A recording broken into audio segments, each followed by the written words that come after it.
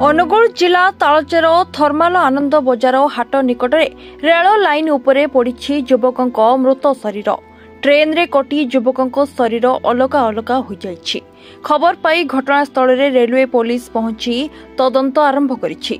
सूचना मुताबक मृतक जनक नालको थाना अंतर्गत कन्याबेड़ा ग्रामर हेमंत नायक और से नालको कार्यरत श्रमिक बोली जना पड़िथिबा बेले यह हत्या ना आत्महत्या बोली पुलिस तदंत परे जना पड़िबो। ठिका श्रमिकों मृत्यु को नहीं नालको स्केल्टर फाटक सम्मुखें आंदोलन करिसेंती हेमंत परिवार और कन्याबेड़ा ग्रामवासी। नालको कार्यरत हेमंत घरर एकमात्र रोजगारिया पुओ थिबा बेले तांको मृत्यु रे घरर मेरुदंड दोहली जाइछि। हेमंत बदल रे तांको सान भाई को ठिका संस्था रे स्थायी नियुक्ति देबा सह नालको तरफरो मृतकों परिवार को मिलुथुवा समस्त सुविधा जोगाई देबा पई आंदोलन रे बसिछंती हेमंत परिवार और कन्याबेड़ा ग्रामवासी। Angul Sudhakar Sahu report reporters today.